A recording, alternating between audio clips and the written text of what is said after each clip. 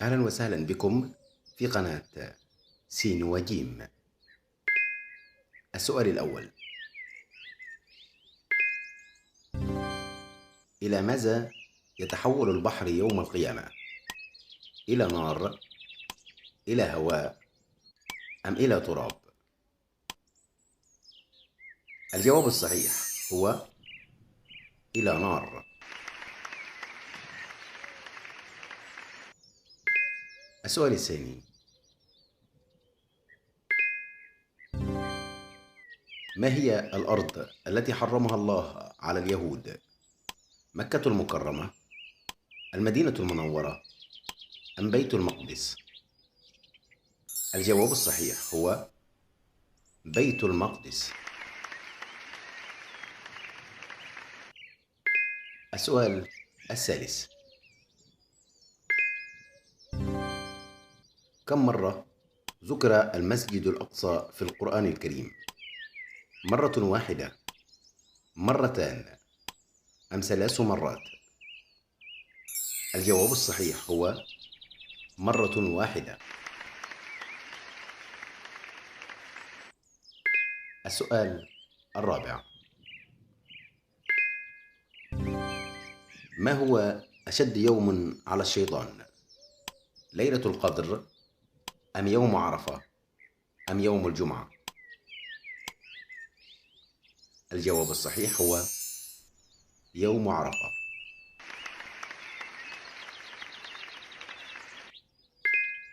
السؤال الخامس: ما هي المدة التي نزل فيها القرآن الكريم؟ 12 عاما، 23 عاما، أم 28 عاما؟ الجواب الصحيح هو 23 عاما. لا تنسى أن تصلي على رسول الله صلى الله عليه وسلم. السؤال السادس: 100 سنة ميلادية تعادل 99 سنة هجرية، 102 سنة هجرية، أم 103 سنة هجرية؟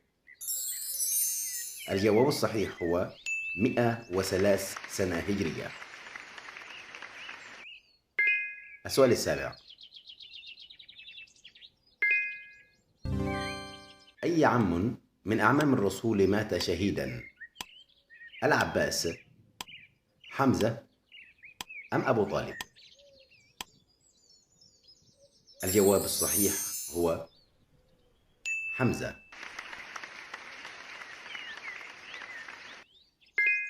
السؤال الثامن: ما هو القرين؟ شيطان، أم عفريت، أم جن مسلم؟ الجواب الصحيح هو شيطان.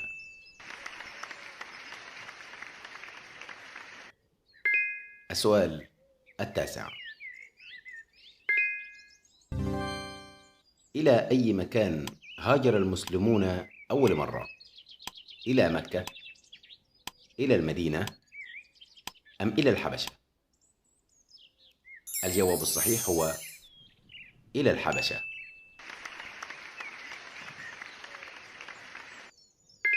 السؤال العاشر: من هو أول من جمع الناس لصلاة التراويح؟ عثمان بن عفان، عمر بن الخطاب، أبو بكر الصديق؟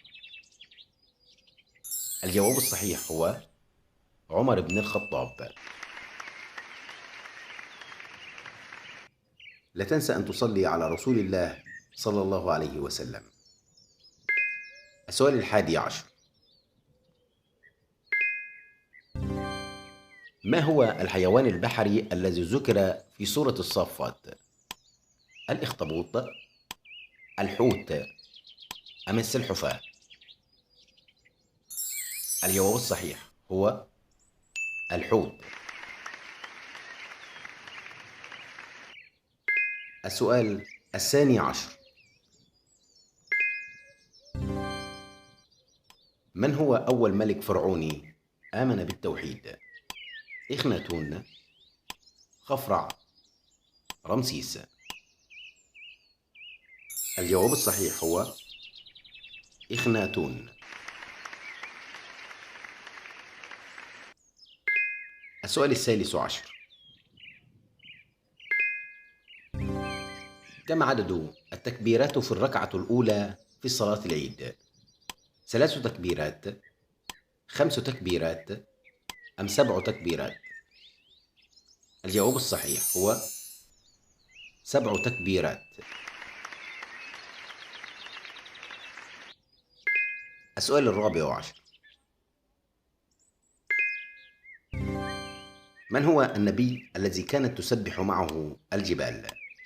سليمان عليه السلام، داود عليه السلام، أم أيوب عليه السلام؟ الجواب الصحيح هو داود عليه السلام. السؤال الخامس عشر: من الذي خسف الله به الأرض؟ قارون، فرعون، أم النمرود؟ الجواب الصحيح هو قارون.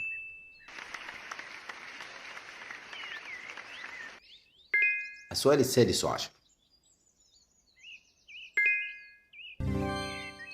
كم سنة دامت خلافة علي بن أبي طالب؟ 3 سنوات، 5 سنوات، 6 سنوات؟ الجواب الصحيح هو 6 سنوات.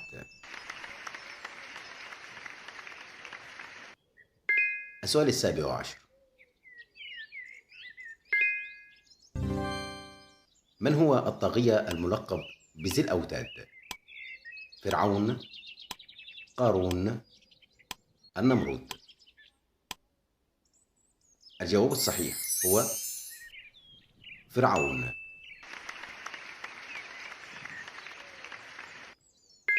السؤال الثامن عشر: في أي سورة ذكرت قصة قابيل وهابيل؟ سورة المائدة، أم سورة الأعراف، أم سورة الأنعام؟ الجواب الصحيح هو سورة المائدة.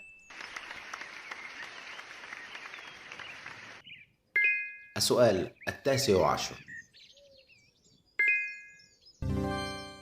ما هو الشهر الثامن في التقويم الهجري؟ شهر رجب، أم شهر شعبان، أم شهر رمضان؟ الجواب الصحيح هو شهر شعبان. السؤال العشرون: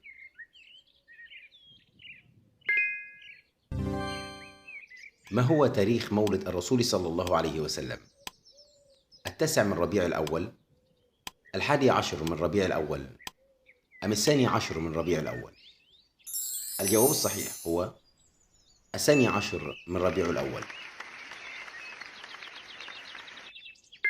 السؤال 21: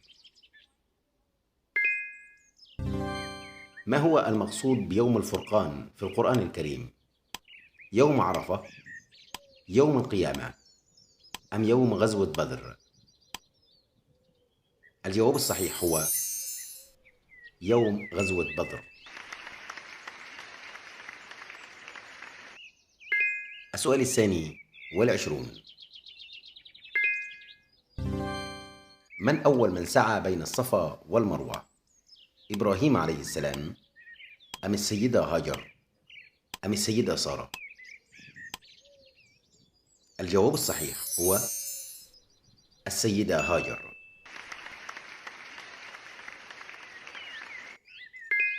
السؤال 23: